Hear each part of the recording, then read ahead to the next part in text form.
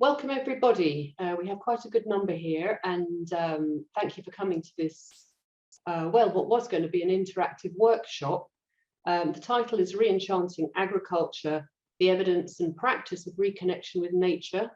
I'm Julia Wright. I work at the Centre for Agroecology, Water and Resilience at Coventry University, and we're joined by Janus, Bojesen and Jensen, who's a PhD student here at Coventry University, Melissa Roussopoulos, who's a nature constellations researcher and practitioner. Then we also have 3 volunteers who are going to help us later, and Ben, who's filming them. So just to say to begin with, we were going to have a live session with people in Oxford going through a constellation experiment. Obviously, we've all gone online and we're not able to do that. So what we're trying instead is to give a demonstration of how it would be done. And that's what Melissa's going to show you with 3 volunteers. Before that, I'm going to give a brief overview of what the topic is about. And partway through Melissa's demonstration, Janus is going to come in while the volunteers are doing some activity. Janus is going to come in and present some of his research. And then at the end, there'll be Q&A. So as we're on a webinar, if you can put your Q&A, if put any questions into the Q&A rather than the chat, because it's difficult to pull out of the chat, and don't raise your hand either because we can't see you in this format. So the Q&A button is down at the bottom, and we have Naomi who's helping us from the ORFC as well. And we're all focused on this topic, which is in a book which is already in the chat. If you want access to the link to the free book, that's what we'll be talking about. So I'm going to share my screen now. It's Re-Enchanting Agriculture, the Evidence and Practice of Reconnection with Nature. So basically, I want to just introduce this by talking about 3 documents that have come out in the last year or 2, which are quite important. And this first one, I don't know how many of you have come across this, was a declaration by a group of about 20 indigenous leaders and organizations. It's called Whitewashed Hope. It's freely available on the internet, and they put it out at the end of 2020. And it's only 2 pages, and it's very easy read. And basically they're critiquing in a friendly way alternative agriculture, regenerative agriculture, permaculture, and we could probably include organic and agroecology as well, saying that these, whilst they're fantastic approaches to sustainable agriculture, they may offer only narrow solutions to the climate crisis and to other challenges that we're facing in our food and farming systems if we don't take a broader perspective. And the key messages from this document, what they're saying is that indigenous worldviews are the bedrocks that agricultural practices and lifeways arise from, and that these sustainable farming and food movements that we're all in the Oxford Real Farming Conference do not encompass the deep cultural and relational changes needed to realise our collective healing. So this is quite important. And they're saying that these changes include a shift away from viewing humans as the problem and a shift towards experiencing the earth as a communion of beings, all of whom are alive and conscious, with humans an integral part and well able to maintain relationships of balance. And they say recognizing and healing all of our own traumas is healing the earth's traumas, because we are one. So there's quite a lot in there, and it kind of sets a good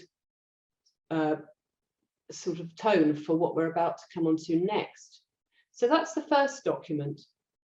Now the second one is coming out of a new alliance formed by the United Nations Development Programme. It called a Conscious Food Systems Alliance, or Co-FSA. They've also got documents online. And that's about, they say, reconnecting with ourselves, each other, and nature. And it's really about bringing consciousness practices into the food and farming system. And it's a global alliance, and they have a lot of mindfulness practitioners, farmers, cooks, or across the whole range of the food system. And they have a theory of change which is that consciousness approaches can build the inner foundations for sustainability and regenerative practices. And what they're saying is, or suggesting, is that by using transformative practices for reconnection, that could be mindfulness, compassion training, indigenous wisdom, whatever that might be, we build our inner foundations of values and skills to improve empathy and awareness, other skills, and that will result in more sustainable and regenerative food and farming systems. So this is quite interesting as well, because these things are coming up very recently. It's as though something's rising up from what we've been going through over the last few years, and in fact decades, which is very positive. And I would add to that, which they don't mention here, healing, because I think this is important as well. And with transformative practices, reconnecting with ourselves often brings up things that need healing, and when they're healed, we move on to a maybe a slightly different pathway. So those are two foundation stones for what we're talking about here that are going on at the moment. So I wanted to say, well, how do we reconnect with nature, or reclaim our connection with nature that we've always had in the West, in the UK, where I'm based, and for example, for agroecology. And here you see, you know, this is just quite a simple examples that we can think of farming as being more reductionist or more holistic. And I think we like to think of agroecology as a more holistic approach. And maybe industrial farming might be seen as a more reductionist approach, where we're only looking at parts of the system and not looking at the whole system. And then here I've put across the horizontal axis, we can maintain ourselves in the physical realm, which is what our alternative farming movements tend to do, or move into a metaphysical realm as well, where we can connect with consciousness.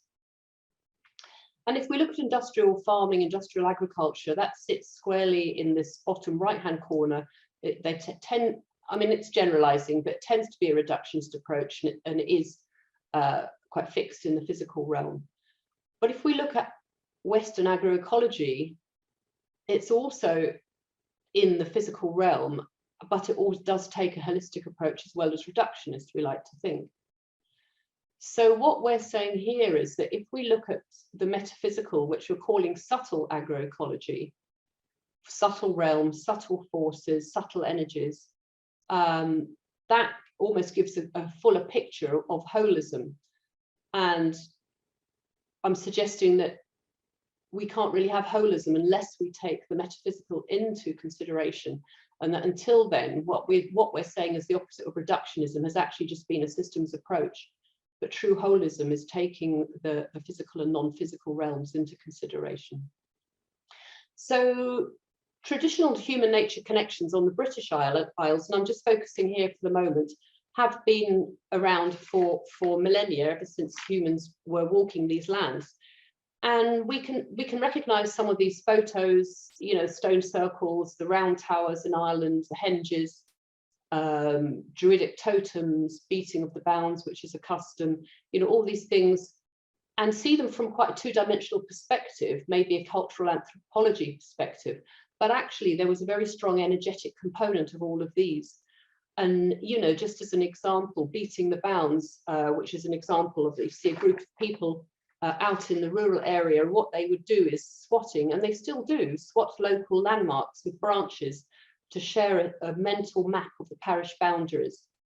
But from an energetic level, there's the idea that the church is a place where the priest would have been serving landscape fertility and community well-being in the church, and people were coming to the church and singing out to the parish, and beating the boundary is providing an energetic boundary to where that singing would go to and not get confused into the next parish. I mean, similarly, the round towers, the bottom left corner, where they tend to be found in Ireland, they're thought of now that they were watchtowers or places of protection, but there is a theory that's been developed that they were resonance systems for capturing and channeling electromagnetic energy because of the type of rock that these towers are always built from. and passing that energy on to people who are meditating or food cultivation. And all these different things we can see here, they have a sort of another understanding in use and rationale beyond the physical that we don't necessarily always understand. But we can say that they all involved consideration of the seasons, of life energy, the consciousness of animal, plant and mineral, as well as the 4 elements, that's earth, fire, water and air, and a connection between the earth and the cosmos. And human beings, our roles has been crucial in maintaining that balance, which is a dynamic balance, not a static one. So there is a lot of traditional knowledge in the UK, and my question is, are we incorporating these practices and what we're doing into agroecology or sustainable farming? And here's a definition of what we're talking about: subtle agroecology. I mean, we could call it anything, but this is just a name that's quite handy. It's not a farming system in itself, but superimposes a non-material dimension upon existing materially based farming, agroecological farming systems. And as I've said, it's grounded in the lived experiences of humans working on and with the land over several thousand years to the present. So the third publication I mentioned, or document, is this book called Subtle Agroecologies, and it's just come out this year. There are 28 chapters by different authors. Some are academic, some are non-academic. It's free, there's a link to it, and the link's also in the chat. And first of all, there's some chapters about the philosophy and ontology of our worldviews and mindsets. And then there are some examples, especially from research, of how people are using lasers or electromagnetic frequencies in farming, or sound waves in farming and food production and experiments. And then the third section is what's emphasized here, which is that several authors, including the 2 speakers who are here with us today, have chapters where they're giving out overviews of methods that could be used: meditation, using the body as a research tool, food rituals, the nature constellations that we're going to look at later, intuitive farming, land whispering, and phenomenology, or the Goethean method influenced by Steiner. And then the final section is actually just really voices from the field. It's chapters by farmers and farm advisors who are sharing their experiences of what they're doing here. So that's just an overview of this, because we're going to go into this experiential session. Obviously, if you want to know more, you can access the book. And I put on this slide, and they'll be available later, that here are some links to organisations in the UK that are taking this forward, different universities who are running courses on this: Homeopathy, Melissa's organisation, Findhorn Foundation, you've probably heard of, Patrick McManaway, who's an independent geomancer that will explain, and the Biodynamic Network, of course. So this is just a very brief overview, and with that, I'd like to stop sharing my screen and pass you over to Melissa, who is going to explain what Nature Constellations is about. Thank you. Thank you, Melissa. Hello, lovely to be here with you all. Well, I'm hoping not to explain too much about what Nature Constellations is about, because I'm planning to show you. So I'm an environmentalist by background, and then in about 2005, I began to work with a method now called Nature Constellations. I'm one of the pioneers. I've been developing the method, and I've been researching its value and effectiveness also in relation to farming.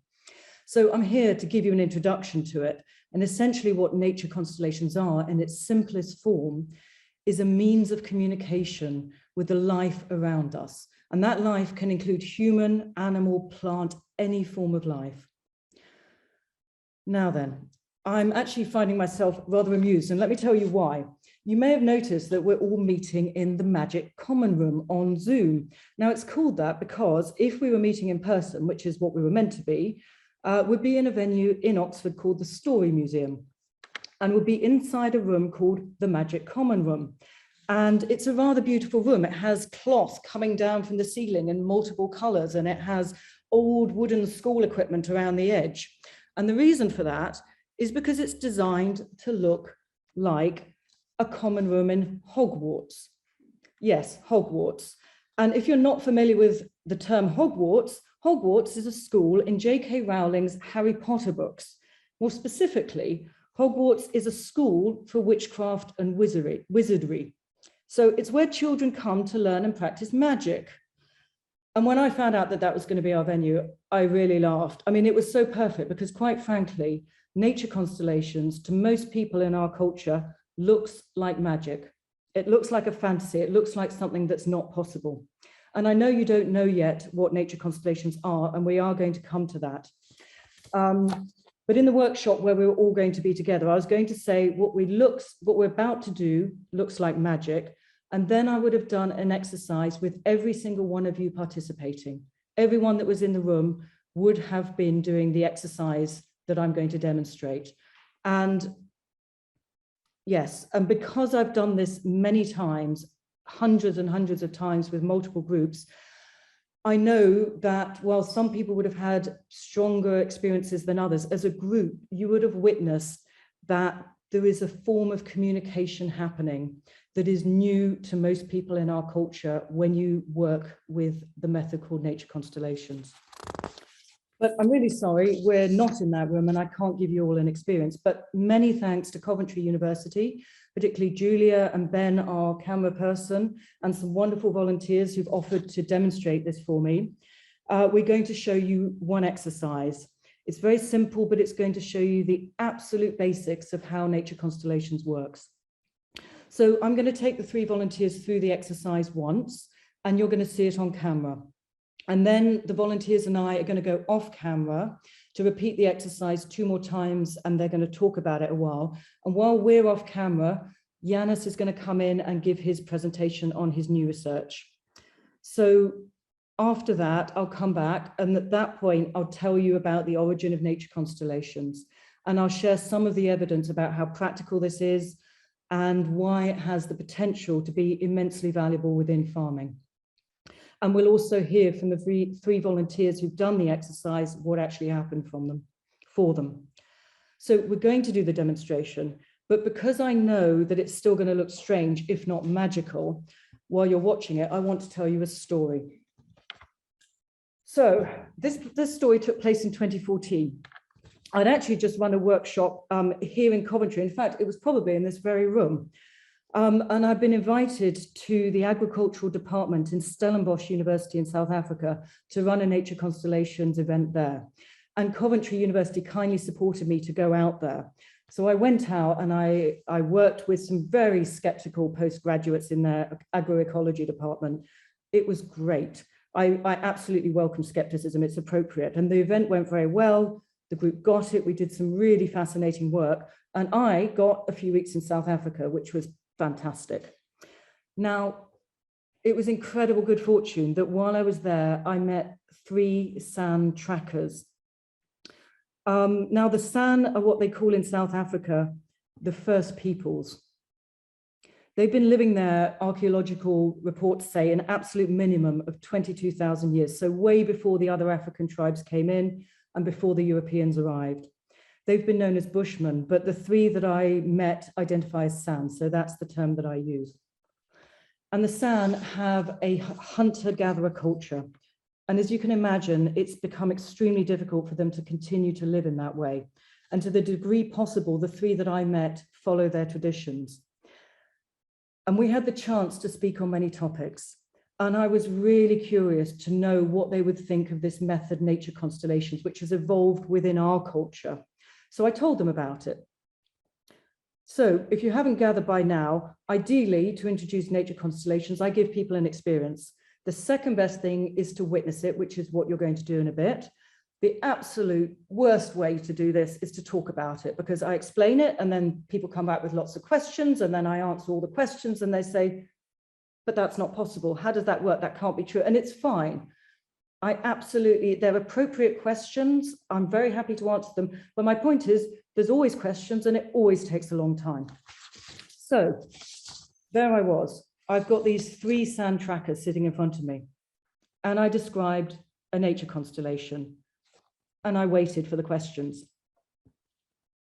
And they sat there and they nodded and they smiled at me. And there wasn't a single question. And what I realized was that they got it. They knew that what I was talking about was real and possible. For them, it didn't even sound like magic. It was just, this is the way the world works. And you may be thinking, well, perhaps they didn't understand what I was saying. After all, I was working through a translator. Maybe it got lost in translation, but that's not what happened because it got better. The piece of work that I described to them, I'd done in Holland a few months before. And a client had wanted to use the method to communicate with the San peoples on something. And I'd resisted it. I'd said, I'm not sure that's appropriate. I'm not sure I want to do that. But it became very clear for the piece of work that they wanted to do that it was essential. So we worked with the method to have a communication with the San. And the communication that came through was very clear and very strong. And when I told the trackers in front of me about it, and I told them what had been said and how it had been said, they all burst out laughing. I mean, really laughing. I mean, they were really, really laughing. And I was just sitting there going, what have I said? What's just happened? And when they could finally catch a breath, they explained that the communication was absolutely typical of something a San person would say. What was said and the way that it was said, it was like a classic response from someone from their culture. So I got two things from that. It was an absolute honor to meet them. I wish I could tell you more about what we talked about, but there isn't time. But I got a couple of things from that. I got that the communication we'd done in Holland was very likely to have been accurate, which is always good to know. And more importantly, in a way, what I got was that this group of people who've been living close to the land for, thousands and thousands of years knew that the kinds of communication that happen through nature constellations are real. They're normal.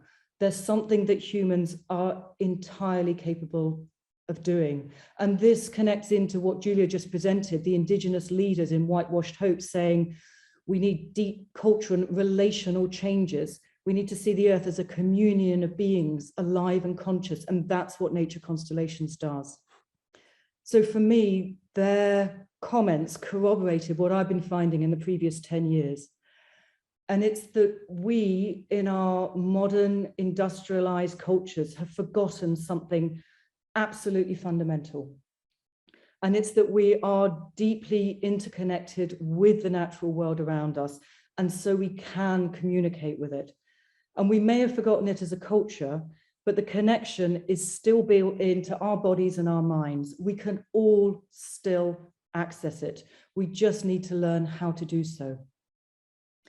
And there's many ways to do so. Nature constellations is just one of those, but it's a particularly easy way in. It's one of the reasons I work with it.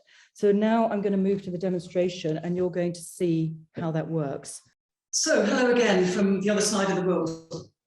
I don't know if you can see me well. I'm going to try this side. I'm in a bit more light. Here we go. So you will have seen that I've got three wonderful volunteers here who have offered to be to have a go at this exercise with us. So firstly, thank you all for being here. And I'm going to say none of them have done a nature constellations. The lady in the middle has done constellations many, many years ago, but is not particularly familiar with it. Now we're in an inside room, they're all masked. We're going to do our best to keep socially distanced. That's not how constellations is normally done, but we're going to do our best. I'm not masked, I'm exempt, but they're going to keep their masks on for the whole period. So that's how it's going to work. And what we're going to do is a short constellation. I know I haven't told you what it is because you're going to see it, but the simplest explanation of it is that it is a living map of a system, a living map. It uses people to represent parts of a system. That system can involve human or other than humans. And the people who are doing who are representing need to know nothing about what they're representing. And all that the representatives do is they pay attention to their body sensations, they pay attention to what they're feeling and to where their attention is drawn. So today we're going to look at a very, very simple system. In fact, so simple it's going to be just two beings. And each of these volunteers, they're only going to see one of them. Each of you is going to have a chance to look at a dynamic with an aspect of nature that interests you, something that interests you. And the invitation is to try it out, to treat it as an experiment, to be curious. It's going to be short. I mean, constellations can take 2 hours, and sometimes you get everything you need in just 5 minutes. And we're going to be doing about 4 or 5 minutes, so it's going to be very short. But in that time, yes, it's an experiment, but take it seriously. What comes through you, the data could be very valuable to someone else. And this is a very collaborative approach, so you're all helping each other effectively. Essentially, let go of any ideas of what you think might be possible and just explore. You can't do anything wrong. You actually can't, there's nothing that you can do wrong. If something happens, it happens. If you get nothing, that's the data, and that's fine. And this isn't an intellectual thing. You don't need to know anything. And in fact, it's much better if we're all embodied. So what I'm going to invite you to do is to get up and to move your chairs just to the edge of the room.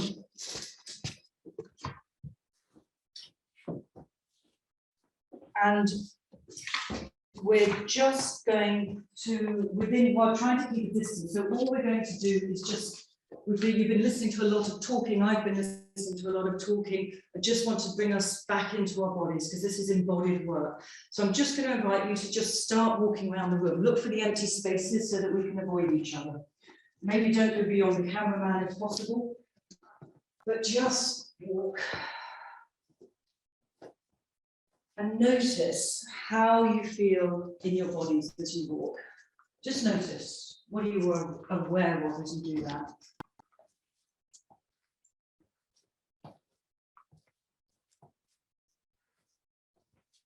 Let yourselves breathe just a little bit deeper than you might normally. I know you've got masks on, but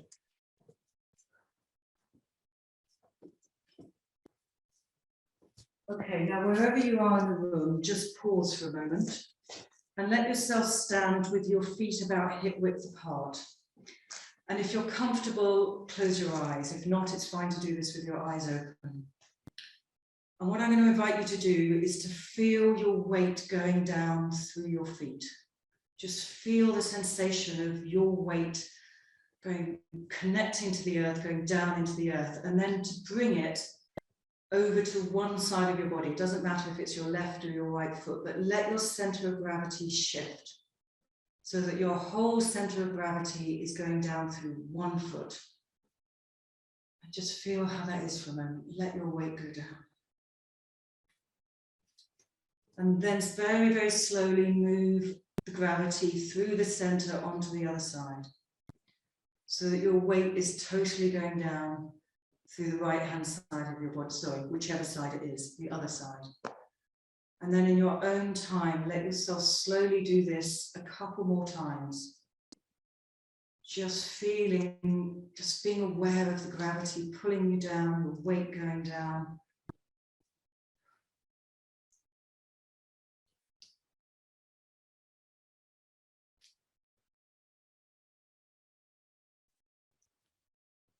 Okay. And then bring yourself to the center so that your weight is evenly distributed through either foot. Notice how that is. And then when you're ready, just open your eyes and let yourself walk again. And notice if anything is different this time. Notice if anything's changed from doing that particular piece.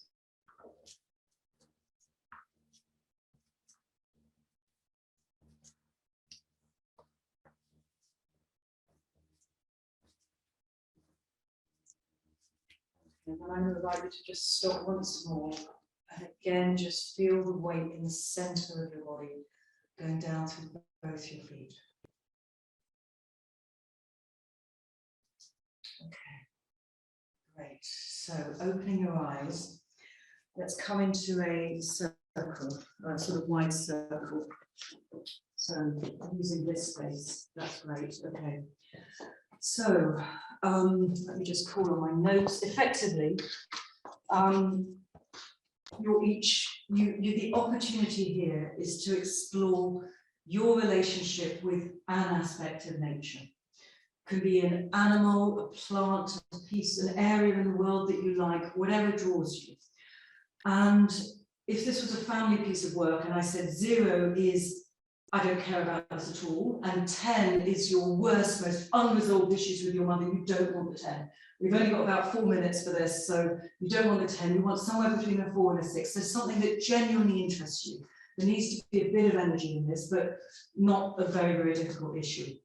So, who's decided to go first? One of you has? Thank you very much. Okay, so this gentleman's going to be the first person to do the exercises. So what you're going to do, you know, don't say what it is, but you know what you're going to look at. It's you and an aspect of nature, okay?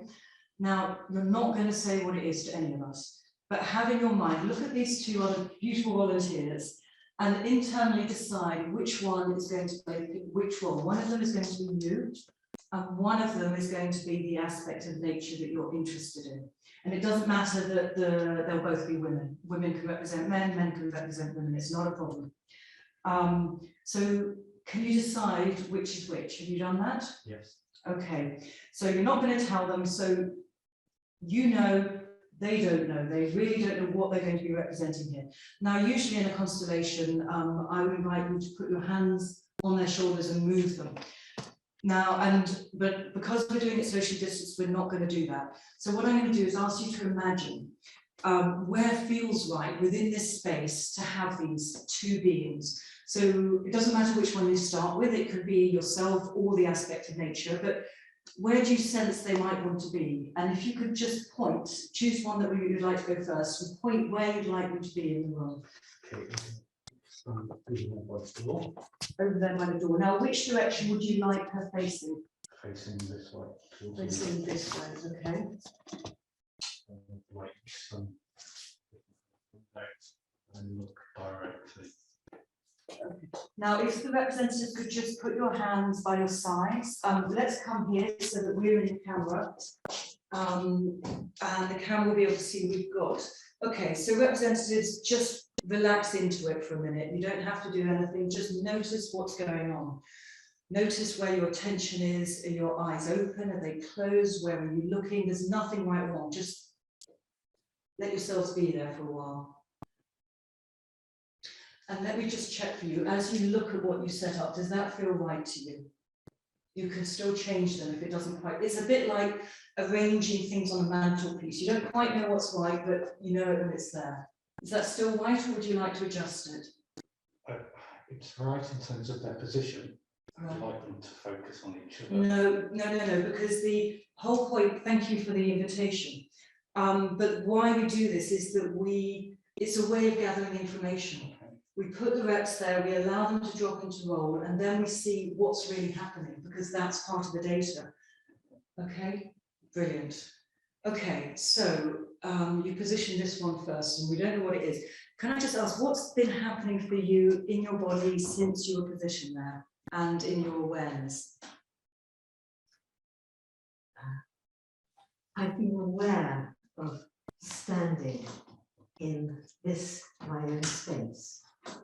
And there's been a kind of emptiness around me. And at the same time aware of this other person here, and being aware of a distance between us. Okay, so your sense is you're surrounded by space, but you're aware of this being. Yes. Are you strongly aware of her? Are you naturally looking at this being? Yes. Or, okay. Yes. Thank you very much. She's like a pole, a polarity, as it were. Okay. And what's happening for this being since you've come in? I think when I noticed this, that I was kind of shivering. Shivering. Yeah. Okay. Yeah. That's great information. Thank you. So your body's been shivering. Is it a cold shivering or just a shivering? Just a shiver, but now it's gone. It's gone. Okay. Are you aware at all of the other being? Yeah. Do you want to? Are you engaged with her, or where would you naturally be looking? Straight at her. Okay, then let yourselves do that for a moment and see what happens.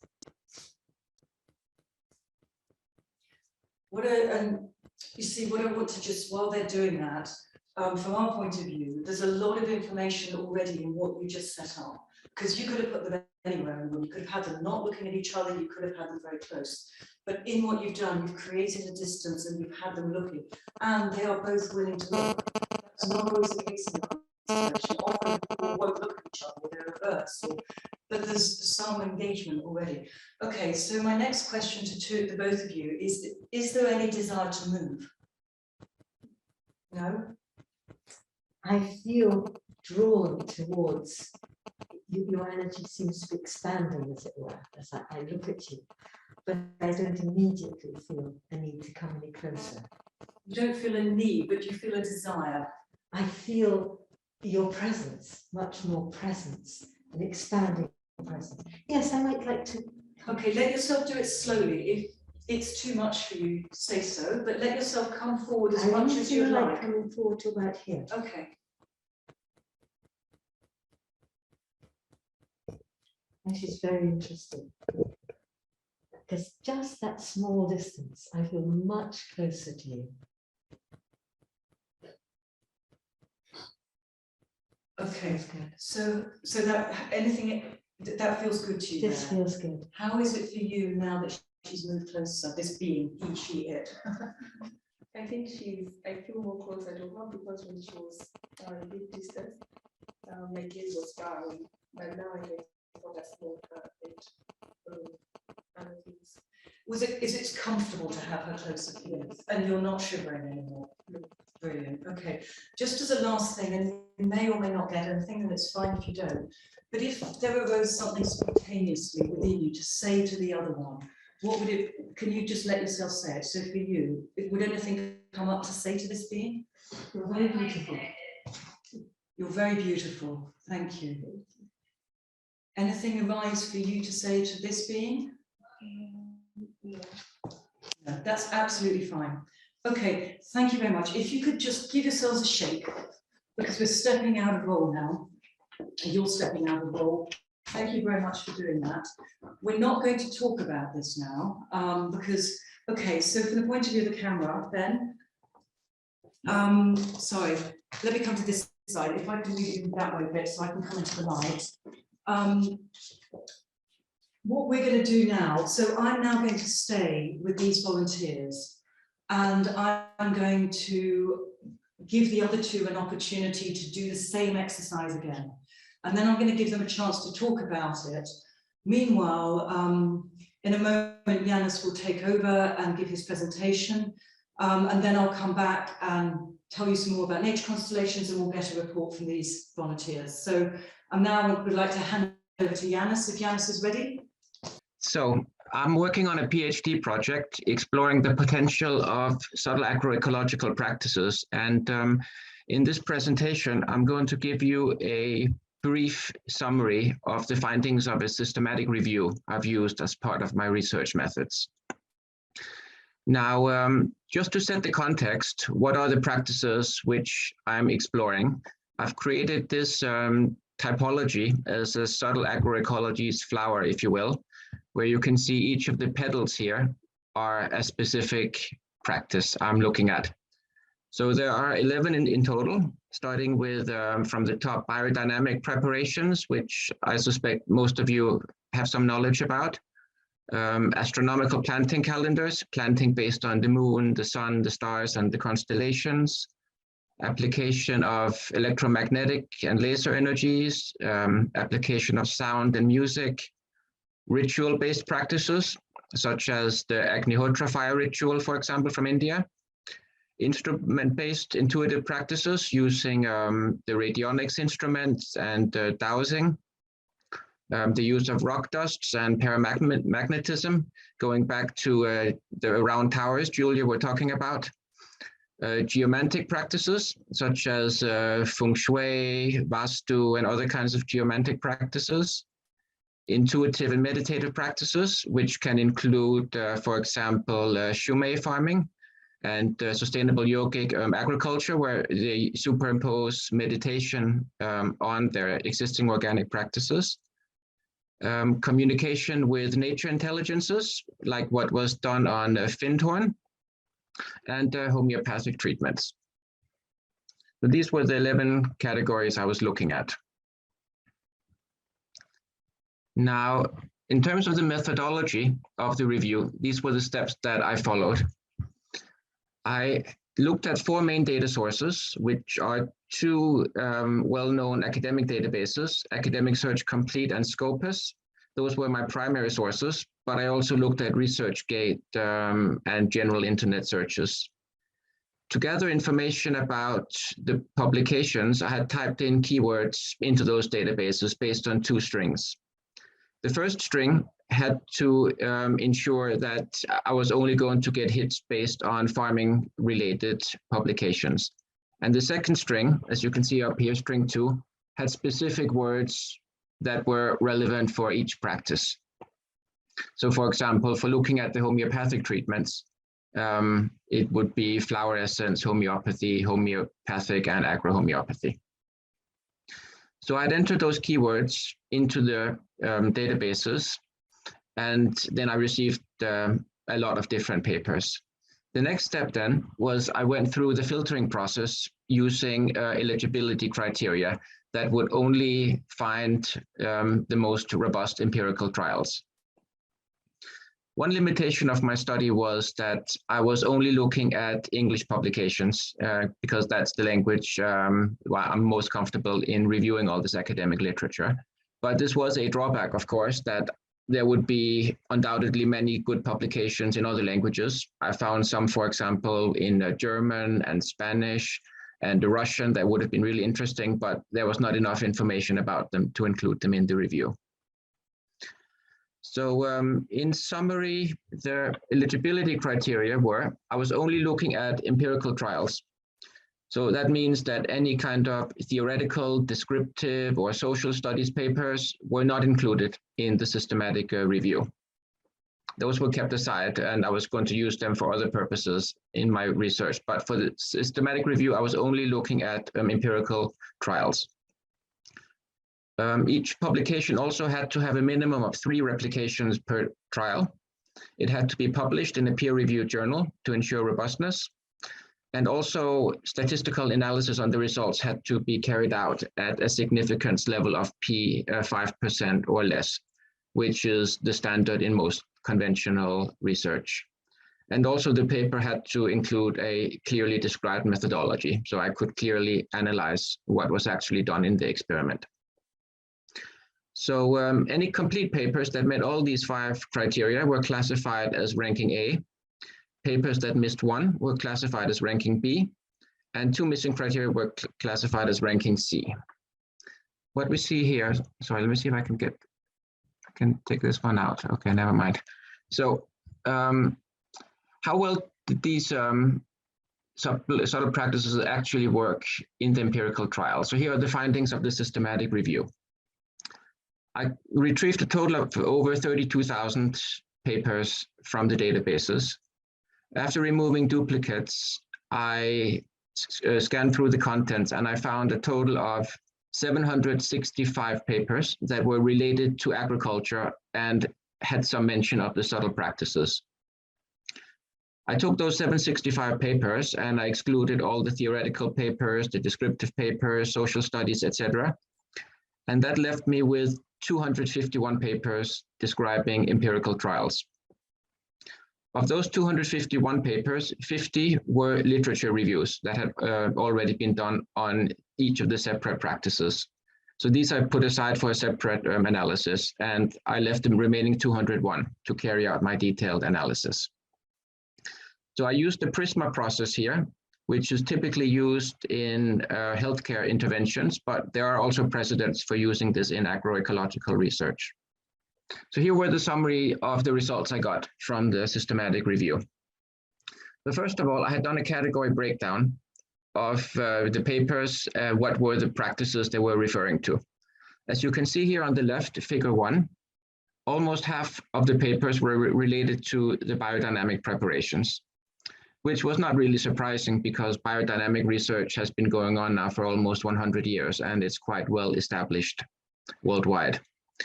Homeopathy had the second largest number of papers at 27%, followed by electromagnetic energies at 10% and sound and music at 8%.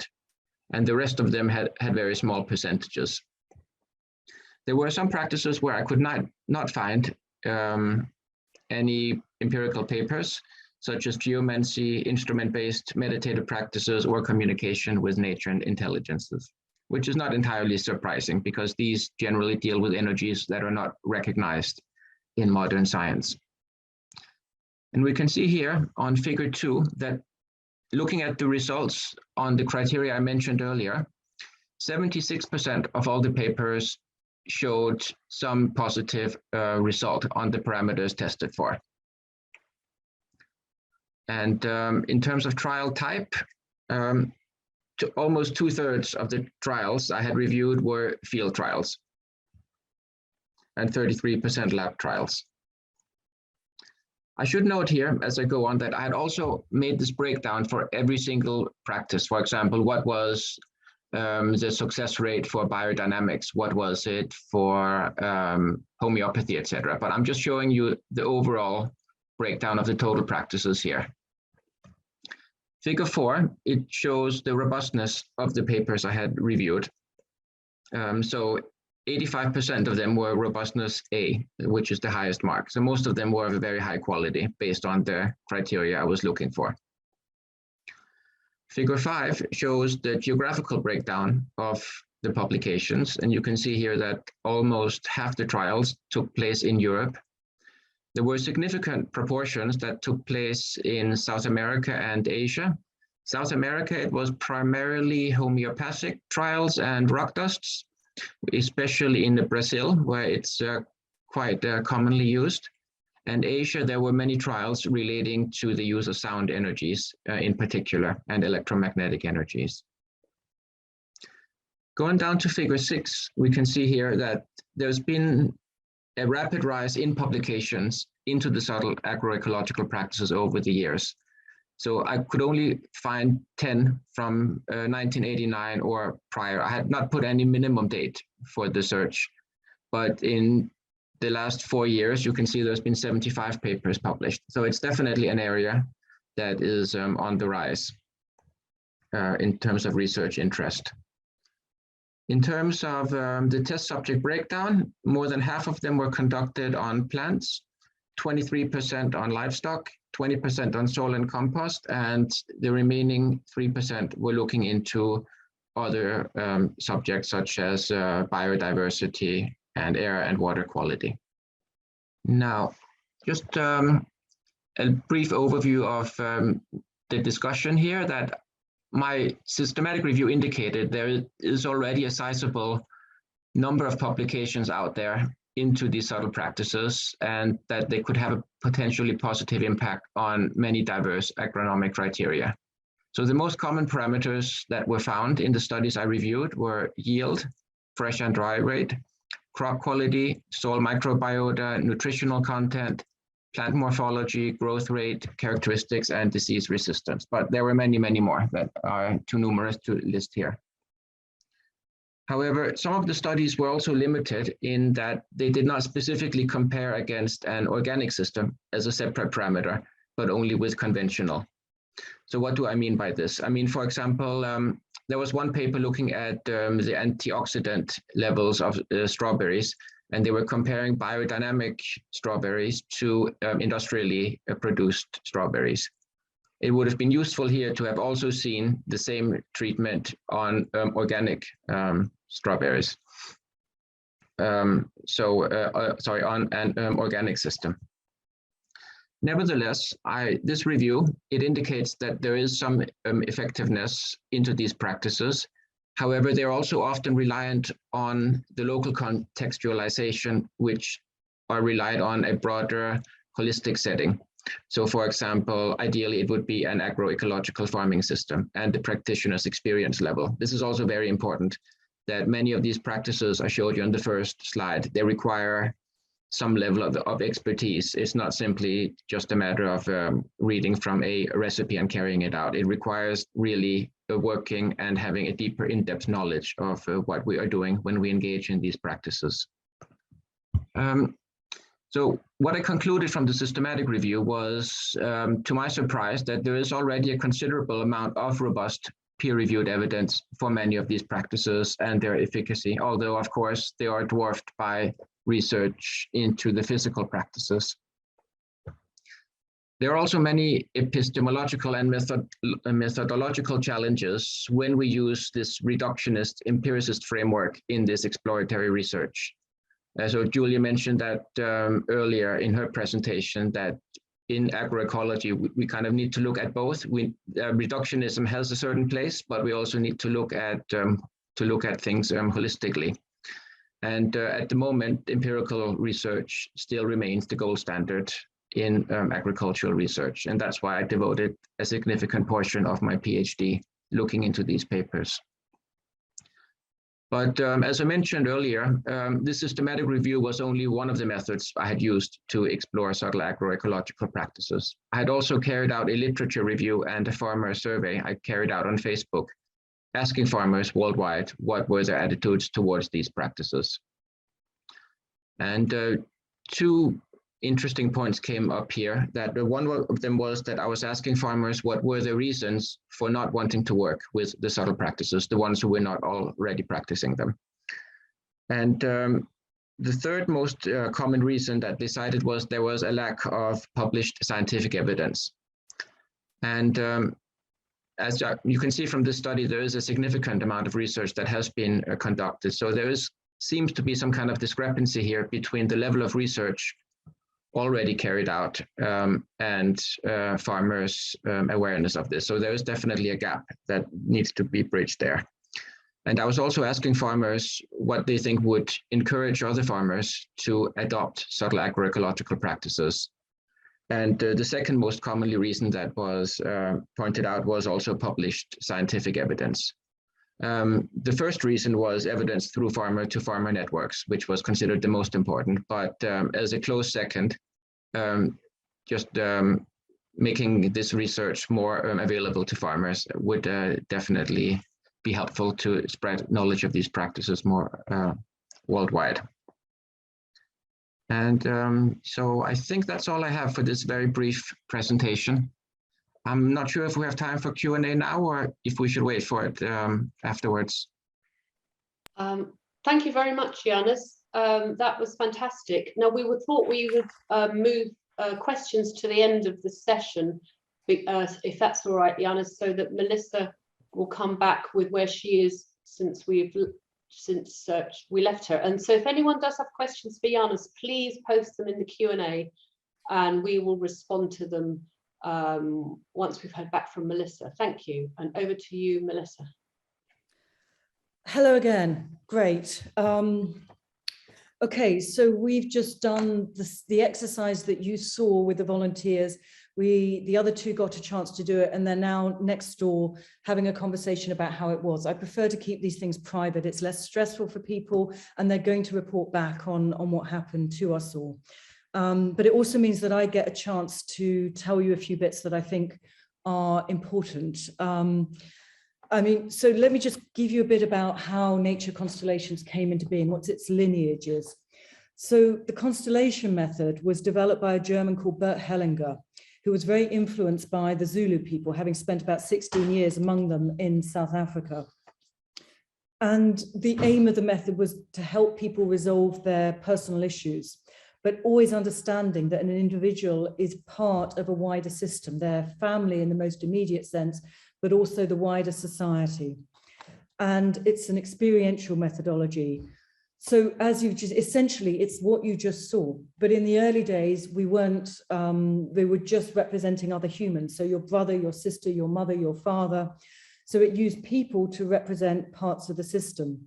And you just saw two people representing, but it's usually between 5 and 10 is an average constellation. But I've seen, there's a Dutch constellator who likes to have everyone's ancestors. I've seen 60 people lining up as someone's ancestors, which is quite an extraordinary experience. But anyway, but the key about all of this, which is the bit that I found very, very, very difficult to accept, yet alone understand for many years, is that when people stand in a role, the information that they get tends to be accurate. I'm not going to say it's always accurate, but it's so accurate that this methodology works. So for example, the first time I was ever in a constellation, I didn't know what was going on. I was someone's sister, and out of nowhere, I was absolutely, my whole body was filled with anger towards someone who was standing 2 meters behind me. I'd never met this guy before, and I didn't know who he was in the constellation, and I was really perturbed. And I said to the facilitator, what's going on? Why am I angry? And he said, that's the data. That's the data. And the woman whose family was being represented said, oh yes, you're my sister, that's my father, and they hate each other. And that was the start for me, because I'd never experienced something like that. And it takes, so the point is that this has been done over and over and over again. And I could spend the next day telling you stories of extraordinary knowledge that has come through this. Sometimes it's embodied, sometimes it's knowing, all sorts of things. But what it's doing is showing the dynamics that are currently going on, the invisible dynamics that are driving a system. And what that means is once you see those, you have the opportunity to consciously address them and to bring healing to the system. And it's, yes, so that's family constellations. And then it moved into organizations. And again, it was fun. You could use the same method to map different people in an organization, different parts of an organization, and it was used by companies like IBM, BMW. I mean, particularly in Germany, this is absolutely mainstream. It's less so. I mean, I had a job in 2005, which is when the organizational work was first coming into the UK, and my research job was actually looking at how to take this into different systems. But nowadays, there are academic publications, there are training organizations, there are conferences all around the world on family and organizational constellations. They're extremely well established. But around the mid-2000s, various people, including me, began to explore if this method could be used for human ecological systems. Short answer, it can. It really can. And what we found out, what we basically learned, is that we are connected through consciousness, through awareness with all of the life around us. There's nothing that can't be represented and so communicated with. I mean, it's actually pretty mind-blowing still to me. And obviously there are questions that need answering, like how do we know, how on earth do we know that we're getting accurate information about nature? I mean, in our culture, we have no awareness that nature is even conscious, let alone communicable with. And then, of course, the question of does doing this work bring positive impacts? Now, I mean, I didn't know when I actually came across nature constellations, or I saw the first one and began pioneering it myself. I didn't know that nature was conscious. I went off and spent 7 years researching whether nature was conscious before I would trust what I got in the nature constellations. Now I've got evidence, and it's in the chapter, it's in my chapter in the book, where it's very clear that what came through can only have been a direct connection to the aspect of nature that was being represented. So, I mean, this is, I mean, I've been doing this for years. I still find it amazing. And I'm aware how enormous the potential of this work is. And the applications are endless, and particularly for farmers. So what I want to say as well is that there are many ways of communication with nature. As I said before, nature constellations is only one, but they all rely on this connection in consciousness. And it may be that another form is better for you on a farm. But let me just say, there are particular ways in which nature constellations are particularly ideal for farm situations, because constellations are designed to work with very complex interdependent systems and to look for insights and solutions to problems. That's what they aim to do. It's not just some airy-fairy fun thing. I mean, people do this because they want to understand what's going on. They want better results. And a farm is certainly a complex interdependent system. You've got all the complexity of all the human parts in it, and then you've got all the complexity of the ecosystems with which you're creating, interacting with, and to be able to look at the whole thing, because that's the potential. You can really map whatever needs to be looked at. I've done constellations with farms where we've had their, their animals, the different crops, we've had the different projects they want on board, we've had the volunteers. You can represent whatever you need to for the question that's being addressed. And the advantage of being able to look at the whole system is that often, I mean, this is something organizational consultants say all the time, the problem turns up in one part of a system. So you try and solve it there, but you don't understand that actually it's happening because there's a misalignment with this other part of the system. And it's only by, I mean, this is why organizational consultants have moved to constellations, because it's one of the only methods that can show what the whole system is. So yeah, I think it's an extraordinary method. And my chapter has a number of ways that I've used it, places that it's applicable. But I mean, this can be, let me just run you through a few, and then I think it's a good idea. Okay, we're going to do two things. We want to get the feedback from my volunteers and then have time for Q&A. So essentially, this can be small scale. This can be one person in relation to an animal. Like I did work on where a horse wanted, you know, where to put a horse, what location would this horse be happy living? And then the constellation was very clear what the horse needed, what the owner needed. And 5 years later, I got the feedback that it had worked perfectly. I mean, what I've been doing, I'm a very skeptical constellator. I don't want to be working with something unless I know it brings benefits. And one of the joys of writing the chapter from the book, even though I've been doing the research for years, it was an opportunity to go back and look at the detail of what had happened, to transcribe some of the audios I hadn't done, to call up the people and say, what happened 5 years on? And I was absolutely delighted by the results, because I saw time and again how valuable the work could be. And I wouldn't have known that if I hadn't chased it up. And sometimes it takes 4 or 5 years before you get results. And another situation, I worked on a biodynamic farm to find where the best place for chickens was, but the humans needed to be happy as well. I mean, it's infinite.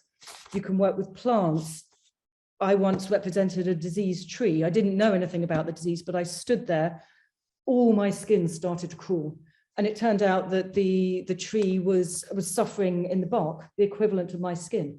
And we could bring in different things to see if any of it eased what happened. And one of them did, and they tried it on the tree. I'm afraid I don't know what happened in the end with that one, but the principle still holds. And in the chapter, there's a wonderful story about, we did exactly this for olive trees. What did they need? They were getting old. What did they need to sustain them? So we did a constellation, and they thought that it was a manure or vetches, but we also tried wild asparagus. The representative for the olive trees totally loved the wild asparagus. They're like, please plant it near me. You know, this really gives me energy. And I didn't know. I mean, I'd never come across olive trees and wild asparagus before, but I wrote it up. And then Julia very kindly did some research for me and managed to find an EU-funded multi-stakeholder project concluding that it's beneficial to plant wild asparagus with olive trees. And it helps the farmer's income, you know, for various reasons. So I've had this multiple times where things that have been seen in a constellation, relationships between ecosystems, I can then find the research to verify that that's accurate. So in fact, this is also, it's not just a practical thing for farmers to use in everyday ways, it's also a research tool to understand more about ecosystems. I'm just going to say we can also look at land. I've done work on exploring why land isn't fertile, what the influences are. There was a lovely piece where I had a young man from a very wealthy family who was thinking of buying a particular rather large piece of land in England. His entire family was against it, you know, and he was very nervous. And we set up a constellation, you know, himself in relation to the land. And there was literally a love relationship emerging in that space. And the land was literally welcoming him and saying, please come, you know, we want you. I mean, it's extraordinary. I mean, I've done constellations where land is very non-responsive or actually angry. Oh, this isn't necessarily how it works. And the young man bought the land, and I saw him about 3 years later on the piece of land, on the house of the land that he bought. And he said, it's been absolutely perfect. It's been amazing. And ironically, his entire family now thinks that his buying that land and what they've done on it is the best thing anyone in their family's ever done. You know, so I love when this happens, you know, and he was very clear that the constellation helped him to take the step to actually buy the land. So that was beautiful. And I've also done complex projects. I mean, I think organizational constellations is very valuable. I'm trained in that as well as family, as well as other forms, because you need to understand the human dynamics and project planning that needs to happen with land development. So there's a case study in the chapter about my doing that. You're doing a series of constellations, looking at what a farm needed, the different projects on it, and what happened at the end. So you can find that there. So, I mean, essentially, the ways in which nature constellations can help farms is, I'm not trying to do a sales job, but it absolutely blows me away. It is so, there's so many ways.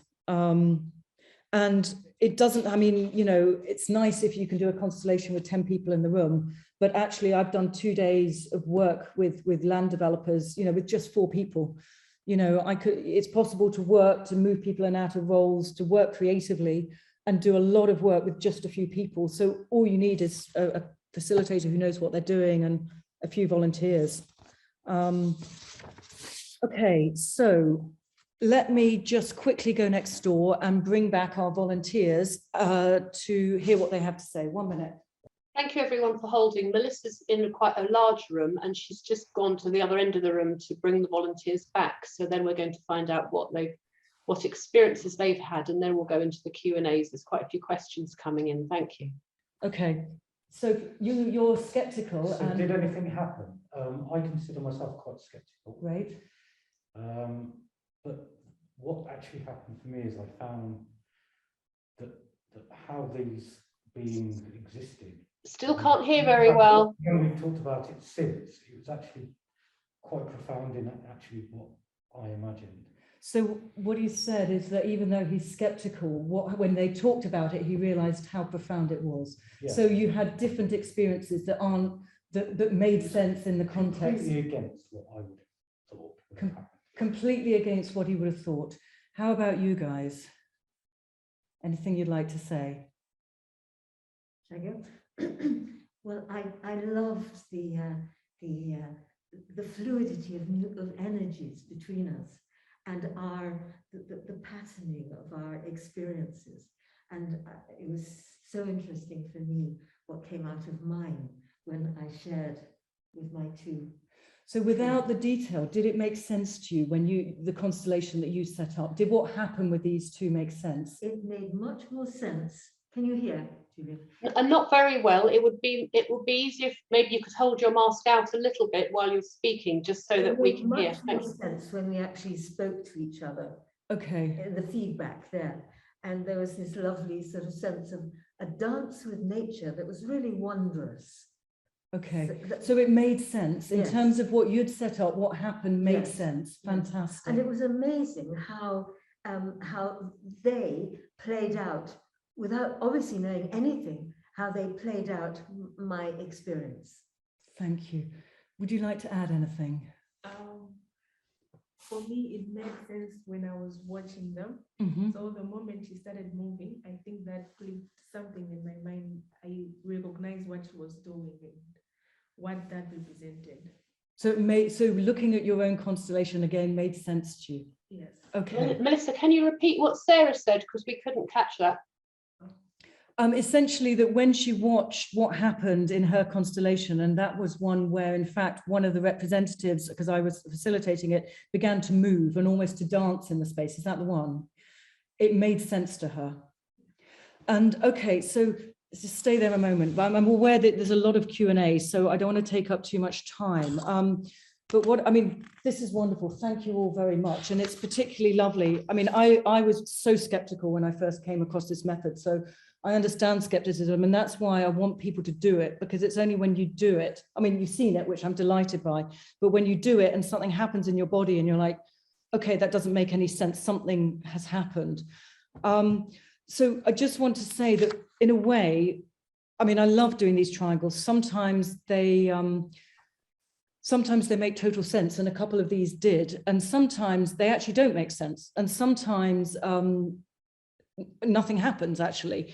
But in a way, always something happens.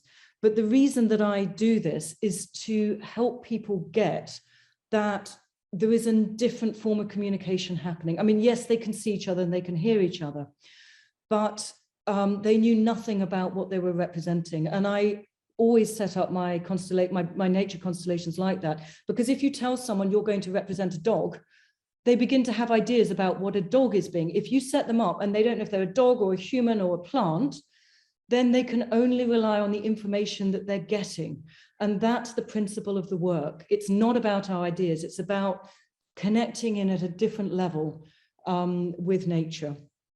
And I do this essentially to give people an opportunity to dip their toes in, to have an experience. And then usually with constellations, you've got more people and they're ready to do larger constellations because they get the principle.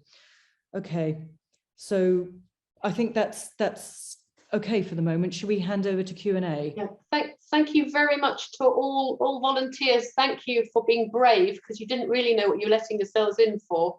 And there's some nice tea and cake afterwards for you.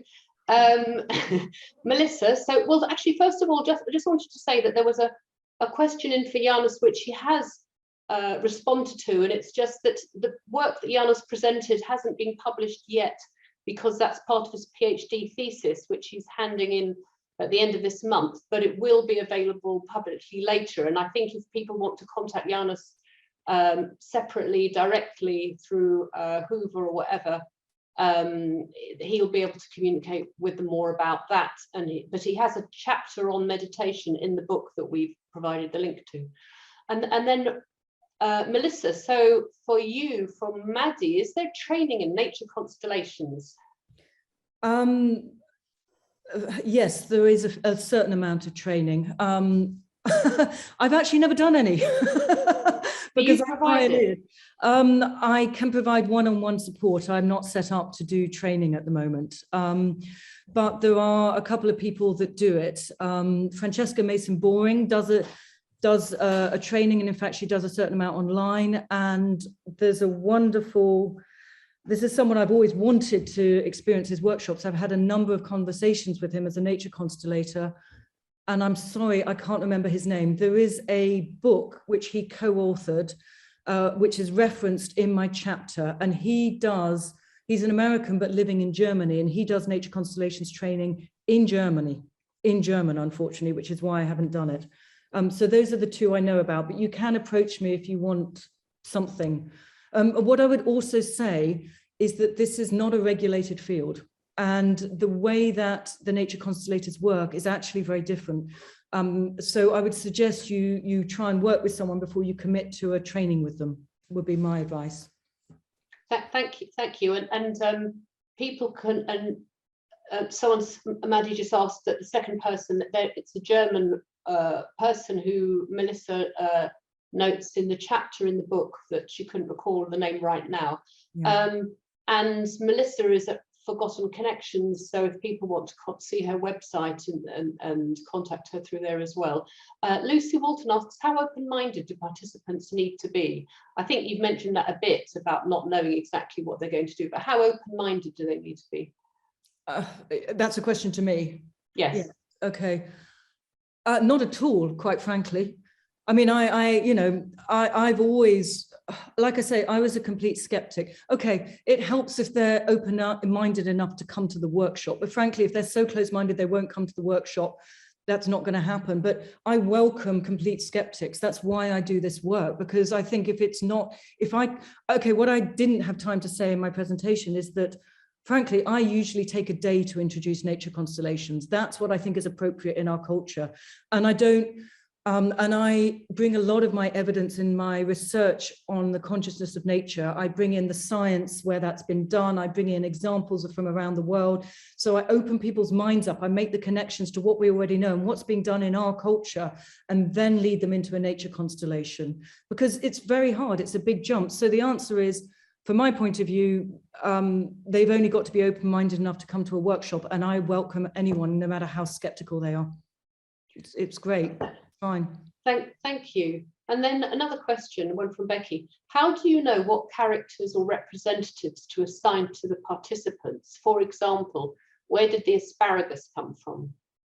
Right. Okay. So sorry, this is a bit I missed out as well. So usually, I mean, what we did was a very short, simple constellation where I told them what they were doing. I basically said, here's an opportunity to look at your relationship with an aspect of nature. That was it. But usually the way it works is that the facilitator does an interview with whoever has a question, talks through with them in detail what's going on, and that actually is the hard work of the constellation. And that's why you actually need someone who's trained in this, because the work is to find the appropriate bits of a system to include. And for that, you need to understand how systems work and what could be influencing them. So it's in that conversation that it's the responsibility of the facilitator to identify, but it's also in co-creation with the group there. So in fact, the wild asparagus, funnily enough, the owner of the farm only wanted to look at the other two methods. And it was a worker on the farm who said, well, hang on a minute. I've heard this, I've heard that the old farmers in the old days used to plant wild asparagus. Why don't we look at it? And the owner said, oh, I'm not really interested. And I said, well, why don't we include it? What have we got to lose? You know, so it comes from whoever's in the group feeding it. Thank you. And then it's someone else. Is constellation something you can do as an individual, sort of on your own, where you're not facilitated? And related to that, can you do one where you're the only participating human and the other participants are non-humans? I'm not quite sure I understand the question, but hang on, let me answer it. Well, the first one, can you do constellations as an individual? You can do one-on-one. So, okay, another bit I forgot to say, which was actually a slight warning, don't try this at home. You can, there's nothing, no one can stop you setting up people as things and representing it. But I will say strongly, it's not a good idea, because things can, if you're setting up issues that are quite strong, things happen very quickly. You get people in tears, you get people lying on the ground, you get, representatives are sometimes quite distressed, and you need, in my view, you need someone who's trained to hold that, to keep it safe for the participants and to do a good job to understand it. And I really think that, I mean, there's a reason I trained for years and years and years, is because you need to understand how to hold it, what's important to pay attention to in a morass and a field of what's going on. So in my view, a facilitator is important. Having said that, you can work one-to-one with a facilitator, and you can work using pieces of paper on the ground. So you can work one-to-one with a facilitator, but if you don't know what you're doing, I don't suggest just trying this. I really don't. Okay, thank you. And then, the second bit was, or a different question was, can you do a constellation where you're the only human in the constellation and the other things are non-human? So this will depend, and this is down to the judgment of the facilitator, because in a way, and this is where part of the training comes in, at one level, yes, you can. You could look at different parts of an ecosystem to understand them.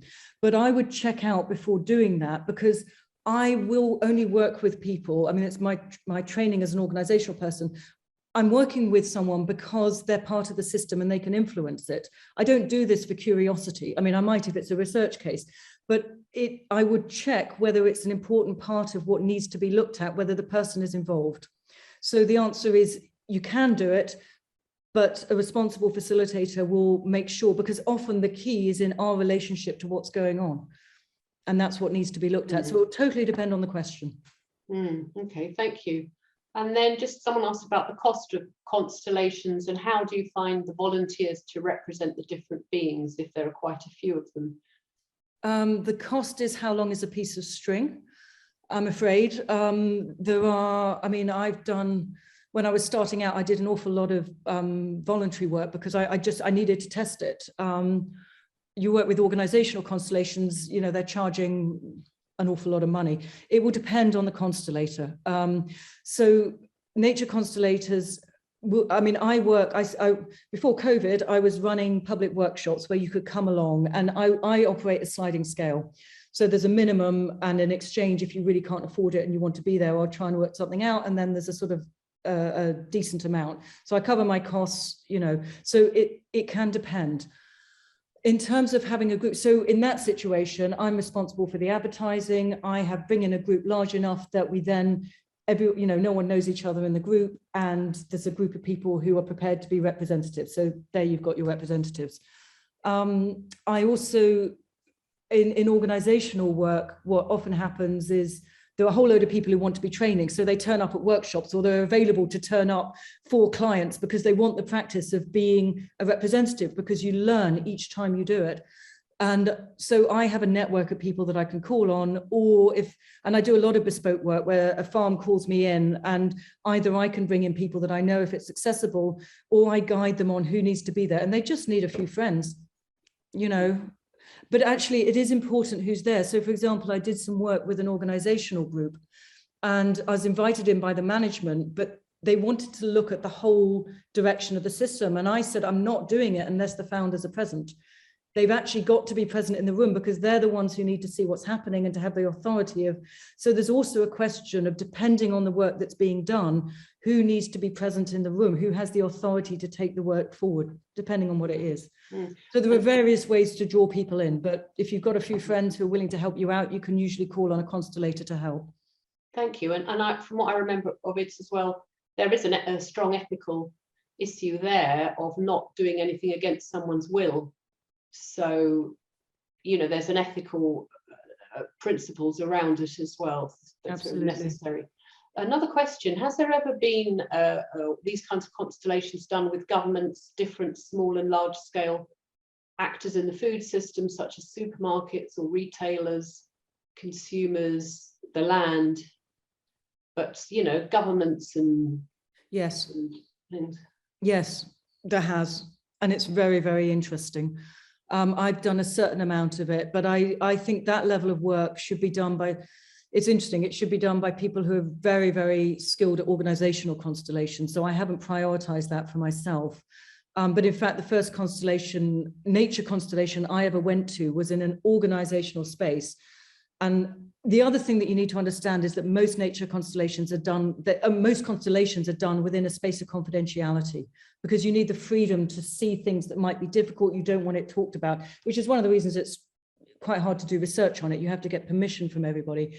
But here, without identifying what the industry was, I saw it was a heavily polluting industry in relationship to the government, in relationship to the locals, and in relationship to the environment. And that's what drew me in to doing nature constellations, because the person who was representing the environment literally couldn't stand up. They went to their knees and then they went to the ground.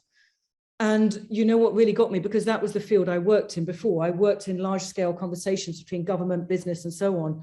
And I watched the representative for the government look at this person on the ground who was being the environment, and then look at them and then look away, and look at them and then look away. And she basically said, look, I think this is my responsibility. I think I'm meant to do something about it, but I've got absolutely no idea what to do. My in tray's this big, and that's where I'm focusing. And I went, oh my God, you know, that is what I've seen for the last 10 years going on in the environmental field. You know, so for me, that was the beginning of me thinking there's something possible here. So the answer is absolutely, and it's been done by various people in various ways. Interesting. Someone asked, is it possible for any of the volunteers to share a bit more about exactly what the detail of what they were doing? What insights did it give them? Okay, so what I want to say, I'm just going to check in with them, but part of the deal with them, because as I say, this is usually confidential work and I don't want to put them on the spot. So I've given them the option, and I don't know whether they've actually talked about what they represented at any point or not. So I've got two of them left here. Did you talk about what the detail of what you represented? Are you willing to talk a bit on camera about that? Yeah. Okay, you've got a yes. Okay, I'm going to turn this around. Okay, so could you come as close as you can and just, so the question was, can you share a bit more detail? A bit more detail, if you're happy to, and it would help just if we can hear past the masks, because it is really difficult to hear with the mask on. Okay, so the situation that I saw was something that's very close to my heart. The situation you represented. Yeah, I represented. I've thought about for a long, long time. Okay. Can you speak up a little bit? And the interaction that I saw between the two entities, which is the person. Are you willing to say what was represented? Yes, yeah. Would you mind? So the other volunteer that I'm sat next to represented me, and the distance between them was representative of looking across the sea at the horizon. And that's really important to me because I find the thought of that very calming. It's been with me for a long time. It gives me a very calm feeling. And it's interesting that the other person just felt that they existed and they didn't want to interact with this person directly, but this person did look at that person and go, "You're beautiful." And that was the horizon. You set up the That's horizon. exactly what I would have thought by looking at the horizon, between the sea and the sky, that it's just emptiness and peacefulness, and not actually, there's no other interference. There's a feeling of being sort of quite small and in a huge open space. And the volunteer did say, I do feel that I'm in a huge space as well. So the volunteer got your feeling of being in a huge space and that what it was looking at was utterly beautiful, which is exactly how you feel. Yes, but that entity in itself doesn't have any interaction of its own. Perfect. Okay, thank you. And for you? Yes, I remember, in fact, with yours, that I started out by saying, I'm just in this huge space. That's right. We've only got a few minutes, so please share. I was an ancient oak tree, or rather, you were the ancient oak tree, and our other person was me. And the ancient oak tree, this personification of it, just said he just didn't want to move. He wanted to stay. He felt put. I can't remember the words you used. I felt comfortable that I didn't want to move. Yeah. I had no reason to move. Yes. And she moved around and went round to the other side. And that felt really, for me, that was really interesting, because I have this feeling of moving around this wonderful old oak tree. So is that enough? Yes, that's lovely. Thank you. Thank you. Thank you so much, both of you. That's really, thank you for sharing. I know, being willing to share. Thank you very much, Melissa, as well. We're going to have to close now. We've got a few seconds left. So thanks to all the presenters, Janus as well. Thanks to all participants with the questions that have come in, all the audience. And you'll have to contact us through Hoover and however, or we'd like to keep in contact with everyone. Thank you.